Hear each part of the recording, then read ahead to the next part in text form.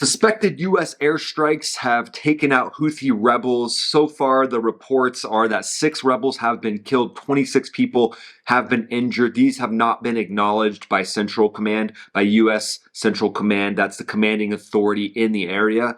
But rebels have said that these strikes hit a ceramics factory, but at the end of the day, hard to know what the actual facts are at this point with the lack of information. They have also claimed, the Houthi rebels have also claimed to have taken down an MQ-9 drone. So in this video, we're going to talk about what likely these strikes were executed with, what we can likely see moving forward from drones executing strikes in the area, from fixed wing assets executing strikes in the area, and more. From here on out, we're likely going to see an escalation. What I've seen so far is that Iran really wants nothing to do with the Houthi rebels anymore.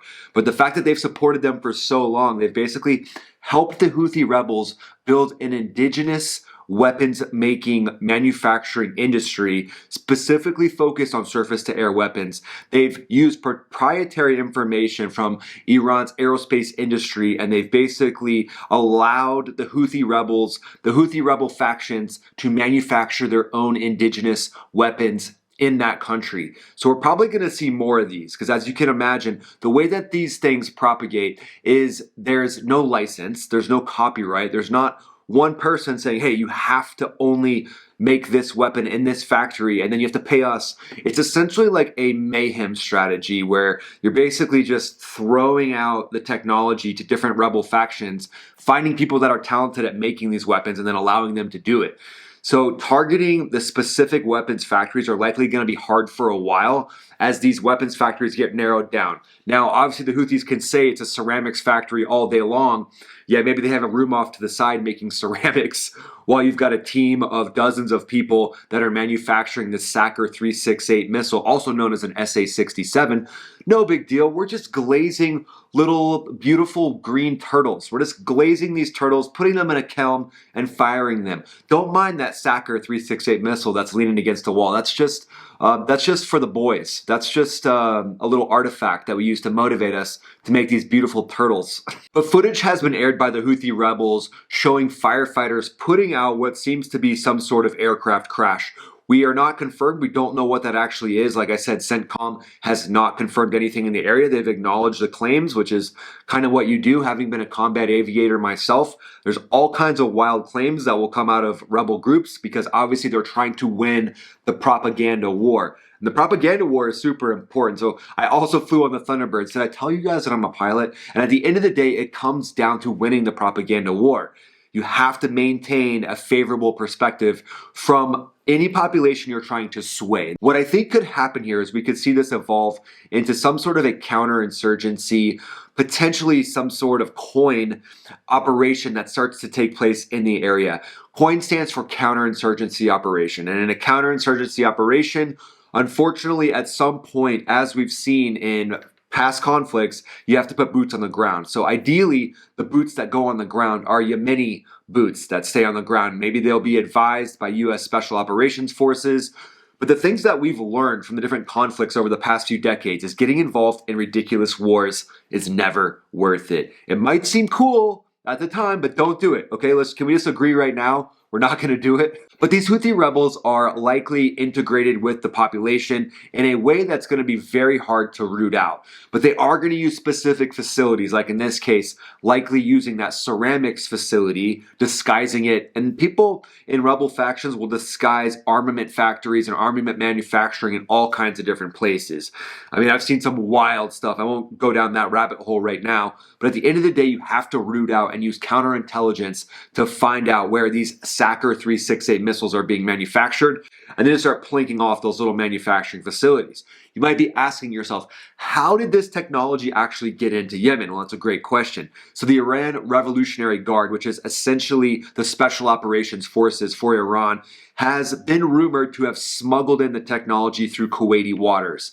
Now, getting these things to Yemen isn't going to be the most difficult thing. You put them in a submarine, you get them in some sort of a merchant vessel, and you just call it coffee. And before you know it, you're delivering loads of Sacker 368 technology, the parts, and then you're training certain individuals to make these weapons. But let's talk about the actual weapon itself. The 358 Sacker, also known as the SA-67, is actually a relatively capable weapon. Now, likely the range of this thing is probably somewhere around 40 kilometers max. You're looking at about 20 nautical miles max. The thing I have learned about these things, though, is that they can actually loiter, which is very interesting for a surface to air missile. So it can go up and hang out for probably half an hour max, maybe an hour. Those are unconfirmed numbers. But I would imagine that that capability is actually very, very advantageous to the missile operators because they can get these things up, wait, see if a drone comes within range. I would assume though, once these things are up and airborne, their range after that is much less than that 20 nautical miles. So probably cut in half or less, maybe 5 to 10 nautical miles. But at the end of the day, getting these things up and airborne over areas where they know drones are going to be coming in to do strikes. Hey, we're manufacturing missiles in this ceramics factory. It's only a matter of time before the US figures it out. Let's get some of these weapons airborne and have them hang out. And the 358 missile is relatively maneuverable as well. It can travel at speeds above Mach 1.5. These are all unconfirmed numbers. So it's a capable missile. And to have a rebel group that has these things, it's unfortunate because you're going to have to root it out and you're going to have to plink off the little manufacturing plants that are going to start popping up probably in more places. As these strikes start to happen, they'll probably embed more with the population as well. So you really got an interesting problem on your hands, and that leads me to the counterinsurgency narrative. And they shot down an MQ-9 Reaper drone is what they've claimed near the country's capital. So why would they have shot this thing down? Well, obviously they don't want surveillance to be happening, and potentially these MQ-9s could be carrying Hellfires as well. MQ-1s could be carrying Hellfires. There could be RQ-170s. There could be a lot of different drones operating in the area, and I'll briefly touch on what those could be doing. So the RQ-170 Sentinel is a Lockheed Martin built drone that has stealth properties and characteristics. So what could be being done is this bad boy could be up there monitoring all aspects of the Houthi rebels. Literally, they're gonna have no idea the quietness of these jet engines, the altitude that it can operate at.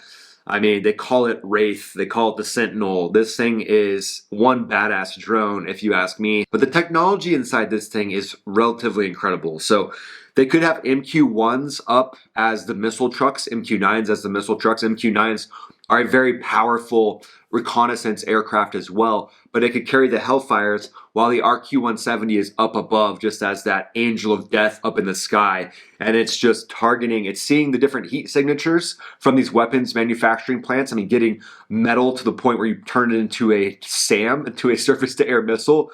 You got to get that metal extremely hot. So an RQ-170 up above, looking for these heat signatures, using its infrared sensitive avionics suite. This thing can do some magic. So if this is up there observing the battlefield, and then the MQ-1, the MQ-9 is the missile truck, it's going to be down more in the shoot me, kill me zone.